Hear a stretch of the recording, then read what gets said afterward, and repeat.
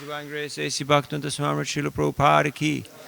Jai Vishnupad Paramahansa Parivraj Gacharya Sadara Sadasi Simati Nani Goswami Divine Grace Srila Bhakti Siddhanta Saraswati Goswami Thakur Prabhupada ki. Grantarat Srimad Bhagavatam ki. Nitai Gaur Premanandi. All goddesses, some devotees. All goddesses, some devotees. All goddesses, some devotees. All goddesses, Sri Sri Guru and Gauranga. Srila Prabhupada ki. Jai.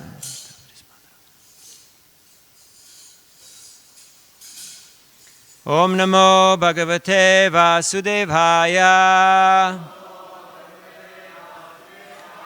Om Namo Bhagavate Vasudevaya.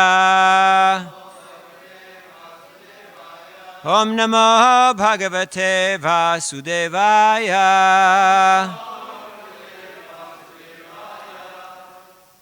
Today we're reading from Srimad Bhagavatam, 3rd canto, 1st chapter, the last verse, text number 45.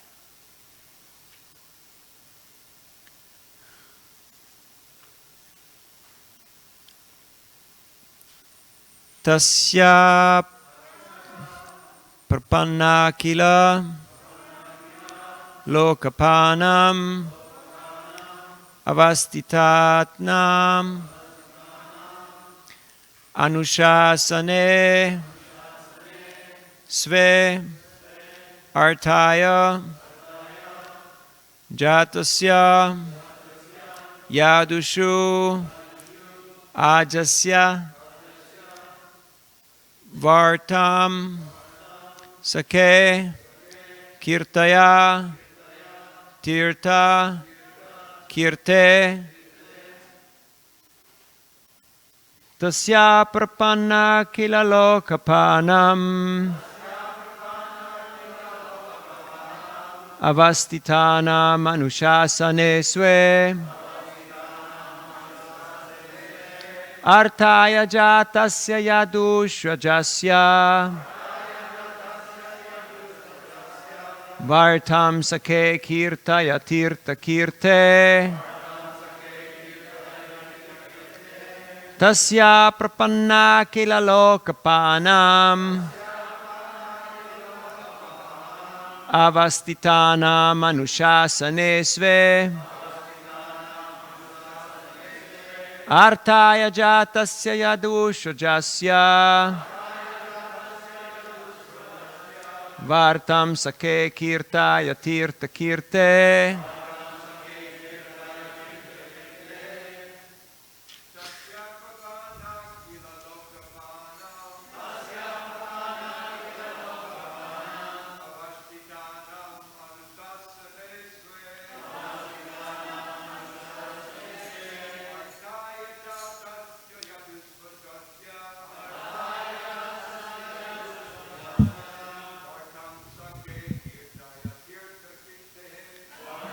Sakai kirtaya tirta kirte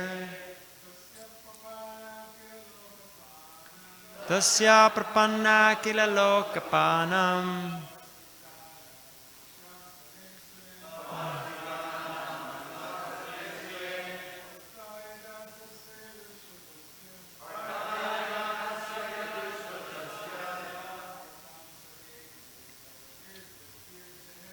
kirtam sake kirtaya tirta kirte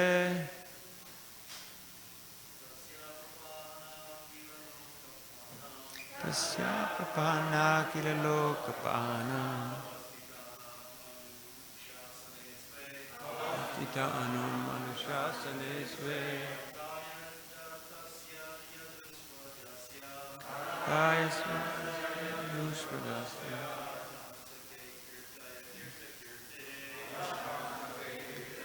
tirta kirte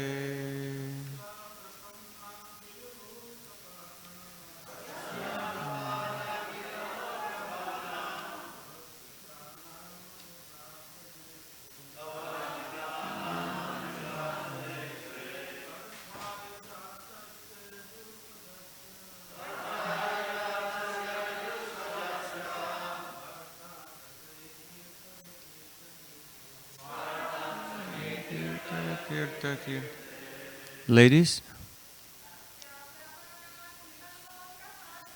Tasya prapanna kila lokapanam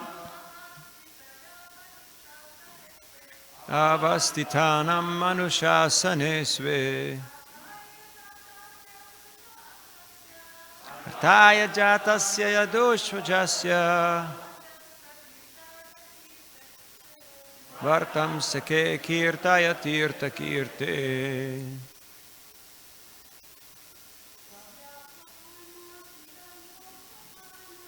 Tasya prapanna kila lokapanam Avastitanam manushasanesve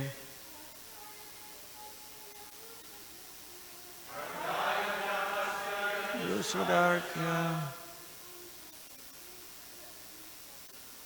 Vartam sake kirtaya tirta kirte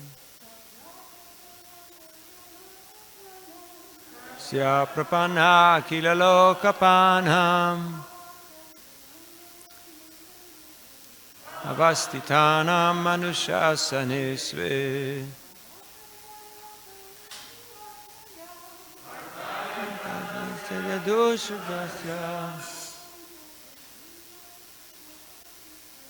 Vartam sake kirtaya tirta kirte Tasya his Prapanna surrendered Akila lokapanam all rulers of the entire universe Avastitanam situated in Anushasane under the control of Sve own self Artaya for the interest of Jatasya of the born Yadushu in the family of the Yadus Ajasya of the unborn Vartam topics Sake O my friend Kirtaya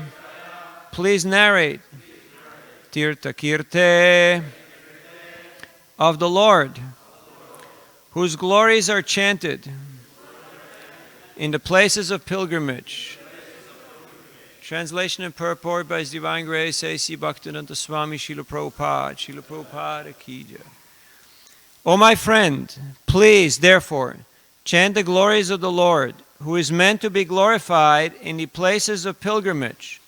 He is unborn, and yet He appears by His causeless mercy upon the surrendered rulers of all parts of the universe. Only for their interest did He appear in the family of His unalloyed devotees, the Yadus. Purport. There are innumerable rulers all over the universe in different varieties of planets. The sun god in the sun planet, the moon god in the moon planet, Indra in the heavenly planet, Vayu, Varuna, and those in the Brahmaloka planet, where Lord Brahma is living. All are obedient servants of the Lord. Whenever there is any trouble in the administration of the innumerable planets in different universes, the rulers pray for an appearance, and the Lord appears.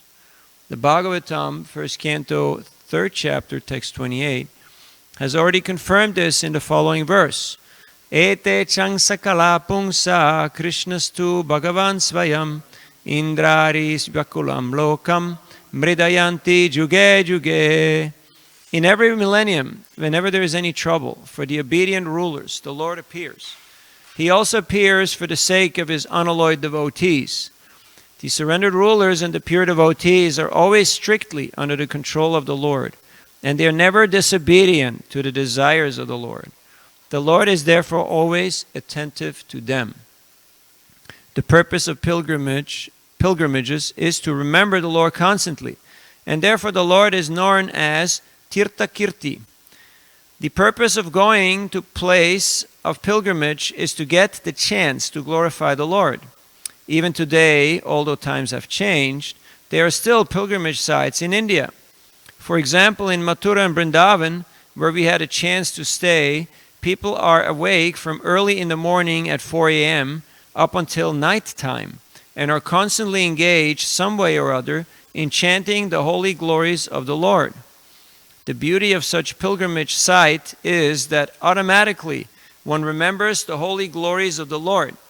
His name, fame, quality, form, pastimes, and entourage are all identical to the Lord. And therefore, chanting the glories of the Lord invokes the personal presence of the Lord. Anytime or anywhere pure devotees meet and chant the glories of the Lord is present without any doubt. It is said by the Lord himself that he always stays where his pure devotees chant his glories. Thus end the Bhaktivedanta purports of the third canto, first chapter of the Srimad Bhagavatam, entitled Questions by Vidura. Tasya prapanna kilalokapanam avastitana manushasane sve artaya jatasya yadushvajasya vartang sake kirtaya tirta kirte. O my friend, please therefore chant the glories of the Lord, who is meant to be glorified in the places of pilgrimage. He is unborn, and yet he appears by his causeless mercy upon the surrendered rulers of all parts of the universe. Only for their interest did he appear in the family of his unalloyed devotees, the Yadus. Om Ajnanatimirandasya Gyananjana Shalakaya Chakshurun Militam Jena Tasmai Sri Gurave Namaha Sri Chaitanya Manobhishtam Stapitam Yena Bhutale Swayam Rupa Gedamhayam Dadati Swapadantikam Sri Krishna Chaitanya Prabhu Nityananda Sri Advaita Gadadhar Shivasari Gaur Bhakta Vrinda Hare Krishna Krishna Krishna Hare Hare Hare Rama Rama Rama Hare Hare Mukam karoti vachalam pangum langayate girim yat kripadamaham vande Sri Guru Dinotaranam Paramananda Madhavam Si Chaitanya Ishwaram Vanchakalpatarubhyascha Kripasindubhyevacha Patitanam Pavanebhyo Vaishnavebhyo Namo Namaha. Hare Krishna. So the blessings of all the Vaishnavas. Here, Vidura is asking questions to Uddhava, whom he met after or on his pilgrimage. He went on pilgrimage for 20 years. This is 20 years summed up here in a few verses. When he was getting the shaft at the palace of his older brother, he placed his bow on the doorway and he went for a long walk for 20 years. He visited all the holy pilgrimage sites all over the country. And why did he do that? In order to hear about the glories of the Lord. So he wanted to hear from all the saintly persons in these places of pilgrimage about Krishna, about Krishna's pastimes. And here, as he's encountering Uddhava, he's asking Uddhava pertinent questions. What is he asking him about? He's asking about what's going on with the Yadus, what's going on with all these great personalities. But there's something that's a little puzzling, because you remember the verse where it said that he actually found out about the disappearance of the Yadu dynasty? You remember that? He found out about the disappearance of the Yadu dynasty. He found out about the disappearance of all his near and dear and loved ones, and still he's asking, what about this one? What about that one? What about that one? What about the other one? And Srila Prabhupada in the purports writes that his question was psychological. Means he already knew that they had departed, but he needed to process. He needed to come to terms with it. And how did he do that? By remembering these personalities and by hearing about their glories. So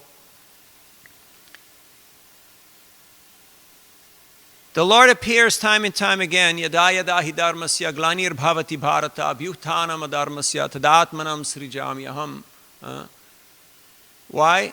Pritranaya sadhunam vinasha chaduskritam dharma samstapanarthaya sambhavami yuge yuge. So time and time again, he appears to establish the principles of dharma, to annihilate the demons, but first and foremost to protect and solace his devotees. So here in the purport, Srila Prabhupada focuses on this aspect, and he says that the rulers of the planets, the rulers of the universe, whenever they're in trouble, what do? Do they count their cash like people do nowadays? What do you do when you get in anxiety? You see how much money is still in the account, right? You call some friends, call mom. Like somebody said, when Hiranyakashipu was being killed by Narasimhadev, what did he say? He screamed, "Mommy, mommy, mommy." It's stated by the acharyas. So, no, they go and they take shelter of the Lord. And the Lord appears to solace them and to straighten things out. So that is the kind nature of the Lord. And so, places of pilgrimage are places where the devotees congregate to hear and chant about the Lord, to glorify His pastimes. Satatam kirtayanto mam yatantascha dridavrata namashyantascha mam bhaktya nitya yukta upasate. So the devotees are taking great joy and pleasure. Tushyanti charamanticha, they're churning, they're continuously engaging in that remembrance of the Lord. And in that remembrance, there is no separation. The Lord is fully present. He manifests Himself in their presence. So therefore, we do Ravenna pilgrimage. Not because he felt that, I got some time on my hands, so I might as well go for a little travel here, go for a little trip. No, his sole purpose was to get closer to the Lord. How to get closer to the Lord? By associating with those who are dear to the Lord. Because even though we understand Ishvara Sarvabhutanam Riddheshe Arjuna Tishtati Brahmayan Sarvabhutani Yantra Rudani Maya, the Lord is in the heart of all living entities. But when you associate with a devotee of the Lord, you don't just associate with Paramatma. They're actually carrying their Ishtadev. They're carrying whoever their worshipful Lord is in their heart. So we get to associate with that Ishtadev, with that worshipful Lord, who is in the heart of the pure devotee. And that is why we go on pilgrimage, to meet such kind of personalities who are always absorbed in Krishna's pastimes. And then we can also remember the Lord's pastimes, and we can share that remembrance with others.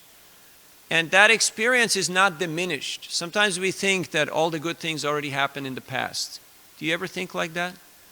Old is gold, nostalgia is great, and now it's all downhill. We're just racing to the end of oblivion.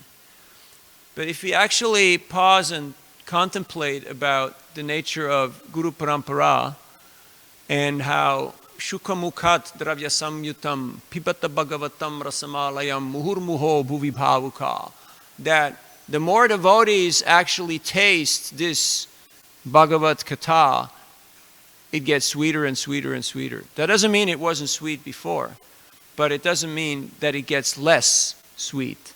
Actually, it gets better, because they all share their realizations. They all put in their flavor. Why do people like honey? Anybody likes honey here? Panchamrit? Huh? Anybody up for that? Why do you like honey?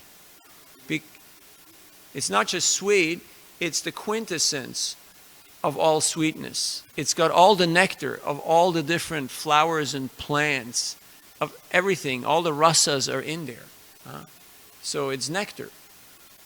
In a similar way, we love to hear the realization of the newest person who walks in the door. Why? Because they have met already so many devotees, and they have had so many experiences, and they got so much, and it is very relishable to hear their realization.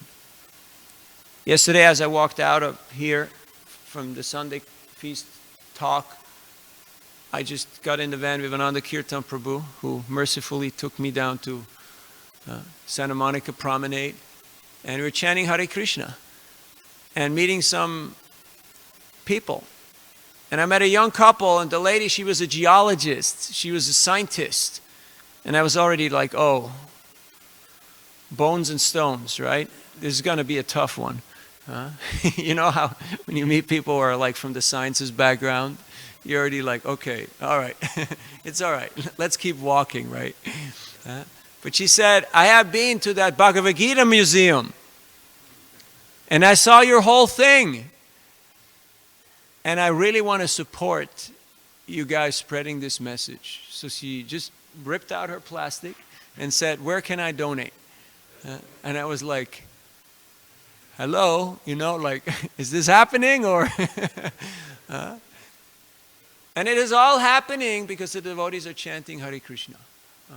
Because when the devotees are chanting Hare Krishna, it just changes the atmosphere. It just changes the entire demographic. You're not anymore there in, you know, a little mall with so many stores that are selling pretty much meaningless things.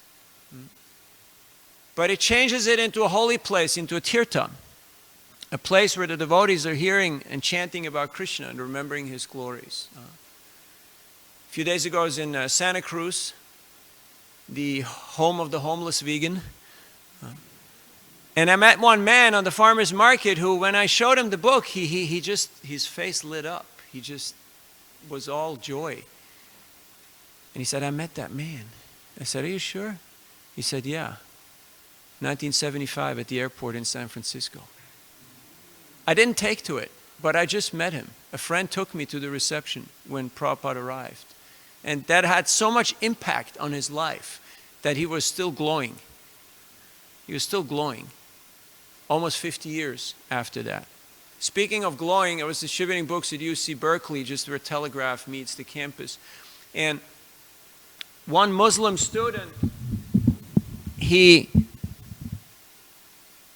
stopped and said, you talked to me yesterday already, and I refused you. But I'm curious because I have to tell you, you are glowing. You are effulgent.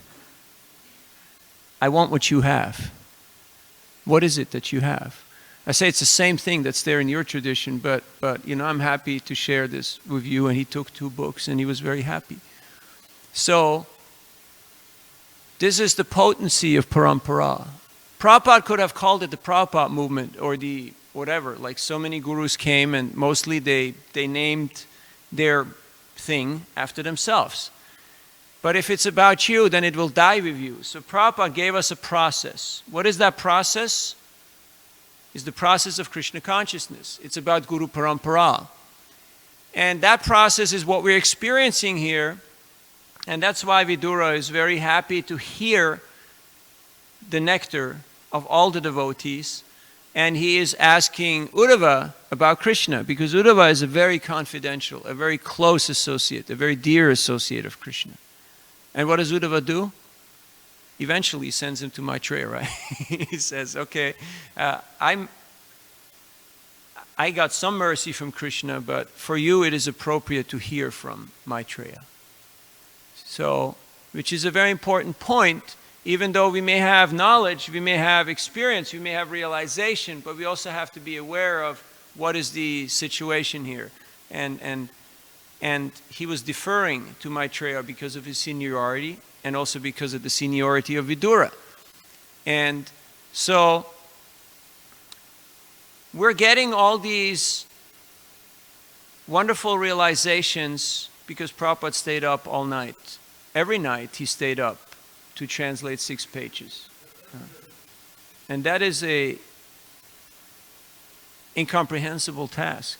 I mean, when we lose a night's sleep or a couple of hours, we kind of, you know how you get when you lose some sleep? But Prabhupada was so fixed, he was so focused on his mission to give us the Bhagavatam that he took the best time out, the most valuable, the most focused time to give us these Bhaktivedanta purports. So the more we study these purports and we discuss them and we apply them in our lives and we share them with others, the more we will also be able to understand the plan of the Lord and to be empowered, because that's where empowerment comes from. when we cooperate with the plan of the Lord and we agree to become an instrument of Krishna's plan. And then we will experience the magic, the miracles of Krishna consciousness. Do you want to experience the magic? Who likes to experience the magic? Or is it all been done and said and it's all flat now? We're just clocking time till time clocks us. No, we want to experience the magic. I was out in northern Michigan in Sheboygan. How many of you have heard of Sheboygan? It's near Mackinac Bridge. Pretty cold up there now. Pretty windy. And I met a man with his teenage son, and I walked up to him, and he saw the stack of books, and he said, "Prabhupada is my favorite author." And his kid looked at him and said, "Dad, what are you talking about? Who is your favorite author?" You never he had a little explaining to do with his son, you know. And he took whatever new books I had, and I gave him beads and the movie and this and that. So it was worth it driving all the way up there, just to meet that one fellow. I met another lady in Ann Arbor, where the University of Michigan, the great school, is, and middle-aged lady. We were actually met on the what do you call it? The cross where you cross the road. Not a bridge. It was just these white lines. Crosswalk. Thank you. They named this different in different places. So the crosswalk. Right in the middle. And I talked to her. And we had a little discussion. And she said, "I'm from El Salvador. And when I grew up, things were not too great. It was pretty rough. So I decided that I have to give my life to God. And I just raised my arms in the air and I said, God, please take charge of my life." And the Bhagavad Gita gave me strength and guidance.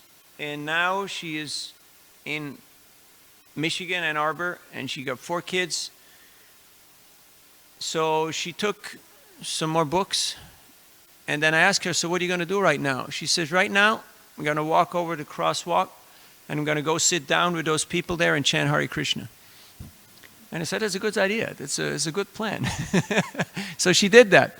And after half an hour, she came back to pick up her daughter, who was at the hairdresser place to get her hair done. And she came up to me and she gave me another donation. And she said, "I'd like to have some more of those beads for my daughter also, because I would like to share this with her."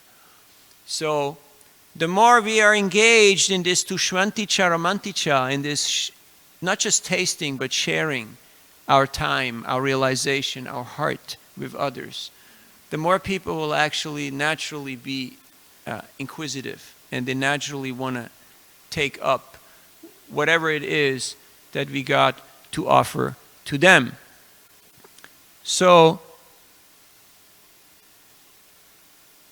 as I mentioned yesterday in my little talk here, of course most of you were not here, so I'm just going to mention it again. I've been coming here to New Dwarka for over 3 decades, and I was in different states of consciousness at different parts of my journey, of my development. And I'm very grateful for all of you to be here and to keep this Tushyanti Charamanticha, to keep this churning, this Tirti Kurvanti Tirtani, to keep this going, to keep this transcendental sound vibration going, and to share your realizations and this opportunity of Krishna consciousness with me and the world. I'm very grateful for that. So we're remembering Sura Prabhu, who used to sit right over there. And for me,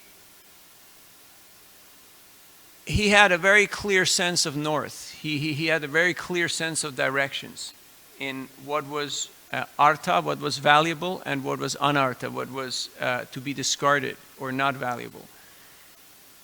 I had many interactions with him. We did not always agree on all the issues, especially on numbers, but because I got a very clear feeling that he had a clear sense of north. he had a very, very strong faith in Srila Prabhupada and in Srila Prabhupada's mood and mission.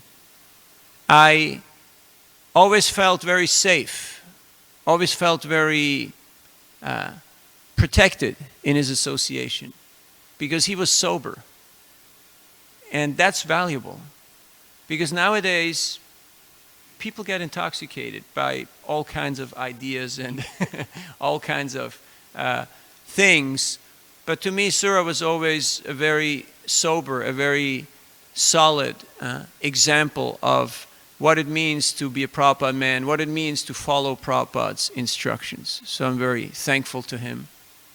And I'm sure you heard these before, but I like it. Is Krishna, Krishna, Krishna, Krishna, Krishna, Krishna, Krishna, help! That even though he was a tough guy, he had that really soft and vulnerable side in him, and where you could see how he was really crying out for Krishna, and he was really taking shelter of Krishna. And thus, this is really attractive when a person is strong and tough, but at the same time very sensitive and very dependent on the Lord. So it's really attractive. So these are some reflections. We have time for comments or questions. Brigupati Prabhu.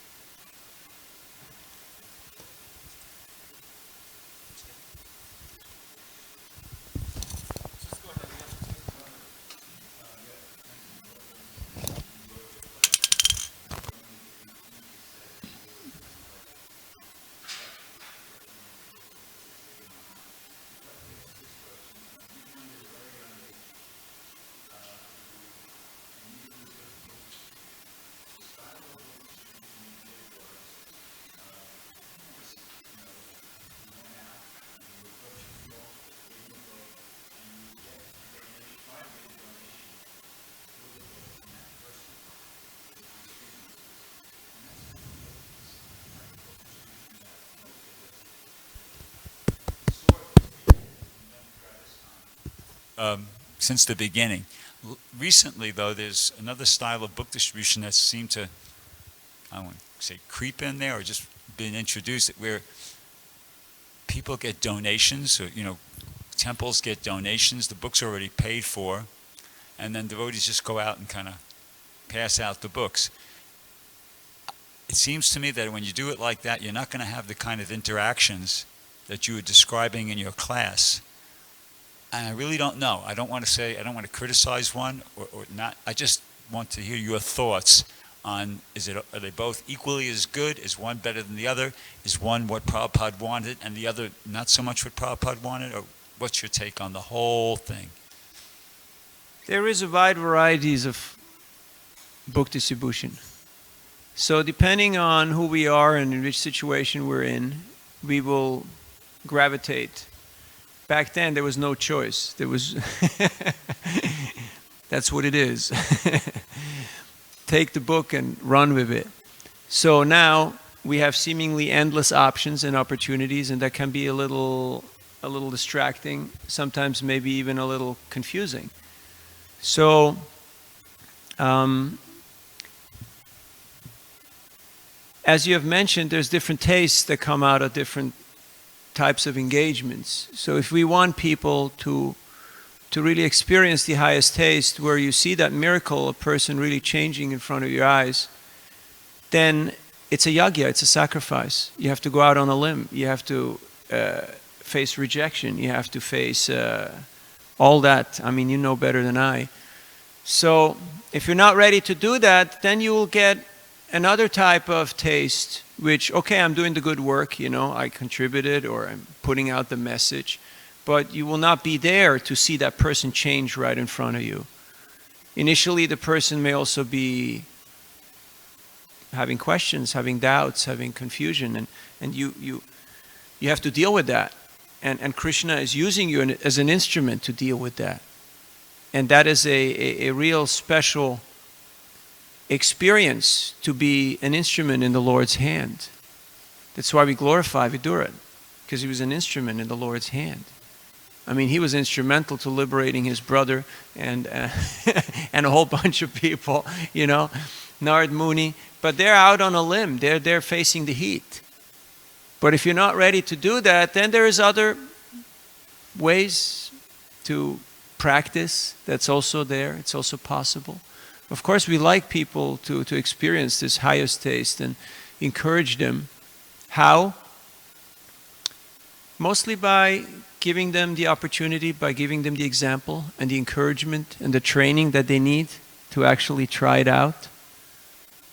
So that is required, because nowadays, because there seems to be seemingly endless options and varieties, normally people tend to look for the easy way, right? Or whatever is convenient, whatever is non-confrontational, so to speak. But the impact will be less, the impact on the public and the impact on us. Yes, you can rain books from the airplanes. It's possible. One devotee's uncle is the chief of police of Boise, Idaho. And after the Idaho State Fair in Boise, he said the biggest problem actually there is they have to clean up thousands and thousands of books of Mormon and other religious literatures that are given out for free in mass quantities and that people just discard. So it poses a problem. So the more we actually use our intelligence, how we can make sure that the person who gets this is also going to keep it, is at least going to look at it. Otherwise, why not invest some of our resources into emerging markets? I was recently in Rome a few years back before going to West Africa to get my visas.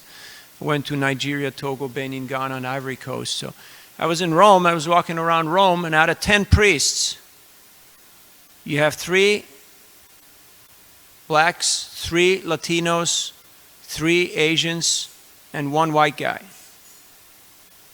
So that was the demographic. So what are we doing? We can just see what other groups are doing. They're taking the resources where there is resources, and they're investing it in emerging markets, in areas where people are showing great receptivity, great interest. That doesn't mean that you neglect your home turf, that you neglect your home front, but there is a balance. It's not just, okay, we got so much resources, so now we have to spend and use all of that right here. So there are many people involved in this great enterprise, the Sankirtan movement of Sri Chaitanya Mahaprabhu. And I'm confident that the strategizing and the Tushyanti Charamanticha, the open, threadbare, open-hearted discussion is taking place on these issues, and that we can help regions that are having great potential, but have been, for whatever reason, a little bit neglected, to come back to full glory. So I think that would be a very worthwhile thing to do. And I very much appreciate and encourage all the artistic talent that is available in our ISKCON society, of people who are thinking of ways and means to share the message. Sometimes the book comes first, sometimes the personal contact comes first, and then the book comes after. There's a variety of ways how it can plan out. But for us, what's important is that this Tushyanti Charamanticha, this Krishna Katha, this hearing and chanting and glorification of Krishna is at the core, is at the center of the activity. It's not about self-promotion or about, giving them something different, but we cannot alter the message. But we can present it in different ways. That means also product development, means innovation. How many Krishna conscious movies and video games do we have? You have to think pretty hard, right? Yeah, you know a few, right? But so there is room, because it's a big mission. And of course there's a spearhead, the front edge of the arrow, And then but if there's no shaft, your tip doesn't have that much thrust, doesn't have that much impact. That's why we need everybody. We need a community. We need a society. Otherwise, people will say, yeah, your book looks great, but what do you guys got to show for yourself, you know? Have you implemented this? This is your roadmap. This is your blueprint. So where is your model that I can go and study? Where are these people? So that's why, as much as it is important that we put the message out there, it's also important that we live the message and we create communities, and that means, I mean, you know better than I. Well, look around, you know, it means families, it means schools, it means elders, it means, you know, the whole thing. Which a lot of it is seemingly just a whole lot of work and expense and trouble, just a whole lot of headache. But if you don't have that, then your frontline thing won't really have that much lasting impact. So just to put some balance to it. We got Archita, Suvas Prabhu, Sachita Noy.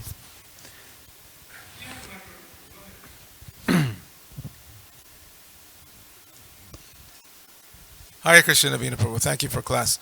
Regarding Brigapati's question, obviously the first thing we should reflect on is what does Prabhupada say about that question? Because he was asked that question. Back in the early days, some devotees were already taking donations and giving the books out for free. And that went to Prabhupada, and Prabhupada said, yes, you can do that. If the books are paid for, you can give them out for free. Prabhupada said that. Not that that should become our main way of distribution, but Prabhupada sanctioned that you can take donations to cover the cost of the book, and then you can give them for free. So that was there. Thank you. And then the other thing I wanted to just mention briefly, thank you for bringing up Harinam, because sometimes, especially in big communities like that, it can take a back seat. We try to keep it alive. But the Harinam is so nice because on that, when you go out on Harinam, you can do all things. You can distribute books, you can obviously give the holy name, and you can give prasadam. Sometimes when you're out distributing books in Western dress especially, you can't give out prasadam or, you know, sit down and chant Hare Krishna. So the Harinam is a good training ground for everybody. We have a community here, so many grihastas. They don't all both have to stay back to take care of one child or two children. The husband can stay back and the wife can go out or vice versa. So I just want to just throw that in to encourage, you know, we've been trying to keep it alive here, and now it's even expanding thanks to some devotees who want to go out every day. But the opportunity is there for everyone. Not just that a handful should go out on Friday and a handful go out every day. Everybody can take advantage of it. We were forced to go out, and in the long run, we relished it. Because it forces you to identify with the Krishna consciousness movement. If you stay home all the time, even if you wear sari and dhoti at home all the time, you don't really identify as a devotee until you go out in the public and face them wearing tilak and full devotional clothes. And then you see what they think of you. They'll be happy to tell you what they think of you. Some of them raise their arms and start chanting immediately, start dancing. And others literally will knock you over. So, you know, you get a feel of the community around you, what they think about you. Now, in New York in the early days, they used to say nasty things to us. Get out of here, you freak, and, you know, like that. But you had to surrender. It forced you to surrender to Krishna consciousness. You can't just be a Sunday afternoon Hare Krishna. You have to be like full on to face that kind of adversity. So I just want to close by encouraging all the grihastas, everybody in this community, try to take the time to go out on Harinam at least once a week. Hare Krishna. Thank you, Archita Prabhu. Yeah, I personally started out on Harinam, distributing first invitation cards and then halava, and then, you know, get into books. So, and I also like to see that you go to different places, because it's not just one spot forever, for the rest of eternity, you know, in front of Victoria's Secret, because we've been there for the last 50 years, so we need to go there. There are other places, there are other options, and we should use our intelligence to see where do we get more response and where people like to interact with us, or where they just try to get rid of us. I was on a big US tour, and in two places, I'm not going to mention places or names, in one place we chanted for the buildings, and in another place we chanted for the cars that were driving by. And the devotees were fully convinced that we're doing the right thing, we're in the right spot. and there was nobody who could talk them out of it. It was a little, left me a little wondering. So thanks for being conscious on these points. Yes, Subhas. Yeah, thank you for a wonderful class. On that principle, I think that one thing is that the dynamics of ISKCON has changed considerably in what you would call a temple. Yeah. You can go to a lot of temples and you don't have like a lot of brahmacharis and brahmatrinis. And in the past, that's how somebody was engaged. Otherwise, there was not so many things to do in a temple. You can only wash so many pots and clean so many floors. So the first thing you did is go on Harinam, and then you learned how to distribute a Back to Godhead magazine and eventually become a book distributor. So that was the technique. Today, that doesn't exist so much. Yeah. Usually the temples that we see, even in America, there is no ashram. There's usually just householders, and they have a temple, and they have pujari, and they have people taking care of the temple. But it's very rare to find, what we would say like a thriving ashram in a temple. And I think that because of that, it's very difficult to do a lot of book distribution. And we see that it can work both ways, because there are devotees that really want to distribute books for their own purification. They're going out, to please Srila Prabhupada, but they're also going out for their own personal purification and being able to exhibit their personal feeling about book distribution and the importance of it. So, it seems to me, as a BBT trustee, we need both. Absolutely. We definitely need both. And thank you. And it works, in wherever you are and whatever you're doing, it actually works. And Prabhupada has made comments and written letters, and one comment that I'm just thinking, I can't remember it exactly, but Prabhupada said that, the communists, they actually would just drop leaflets from the airplane, like anything. Yeah. And people would pick up that particular leaflet, and they would read them. And from that, communism took hold, especially like in India, in Bengal. So no one was really distributing. They were just falling from the sky. So in the same context, maybe that mass distribution works in the same principle, on the fact that if their books are really going out everywhere, there will be people that will come in contact with them. They will read these books, and some people should become very Krishna conscious. So, more better. More the better. Thank you, Sachitananda Prabhu. Yeah, I'm convinced it's gonna happen. Just one point of caution. From a marketing point of view, don't give out your free stuff at the same place where you're selling it, because it's a little counterproductive or a little confusing for the public. So if we can somehow, do it in different places, so otherwise they're like, this guy gave me the thing for free and you're charging me for it. Like, I had that in India a lot of times when they had the marathon and they had different prices for the books, because you have different temples in the same city and they have different kinds of subsidies. So one sells it for 100, another for 150, another for 180. And people go around, on the same overpass in the railway station, and they have 3 different prices for the same book. So they go like, who is... So there has to be a little thought put into where do we do the free distribution or the subsidized, and where do we charge, just to make it more productive. Thank you. Thank you, Prabhu. One principle is that we, from the Nectar of Devotion, Yena Tena Prakarena. Whichever way we do things in relation to Krishna, ultimately it has the benefit. The benefits will be there. And you mentioned something that we have to become instruments, as Lord Krishna told Arjuna, instruments in his service. So I was appreciating yesterday when we were in Harinam. I was watching you a few times, and just as the conditioned souls are so determined, no matter what you will say, no matter how good you could be in your presentation or in your how do you say, like whatever yoke you want to say, they are so determined to, no, I don't want it, I'm not interested. But as much as they were in that determination, you were also so determined to just keep going. And I was appreciating that. I was saying, this is the sign of a devotee who has become mature, expert, and is not wavering his thinking. He just like has ekaha, one pointed vision to keep distributing books, being an instrument. And it was an inspiration for me. And that reminds me also that what you were mentioning, that one technique that we usually have in the beginning, all of us, it did help me a lot of person-to-person interactions, because of you had the opportunity to practice all those qualities that a devotee is supposed to have, like tolerance, patience, control of the senses, and compassion. I don't see that I have the same amount as when I have the table of varieties of interactions, because they all come and it's an easy thing in one sense.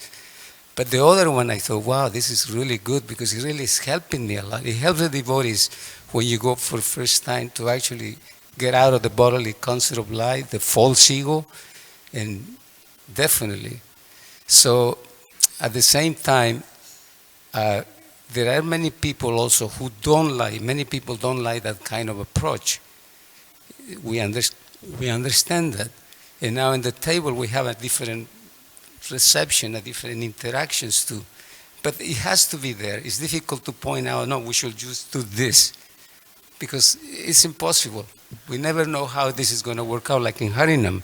Sometimes we put a lot of emphasis in book distribution, like preaching this way. But I see that in Harinam, a lot of times, by the chanting of the holy name, many people, sometimes I've seen devotees offer books to them. No, I don't want the books. But they are captivated by the chanting, and it's an effect.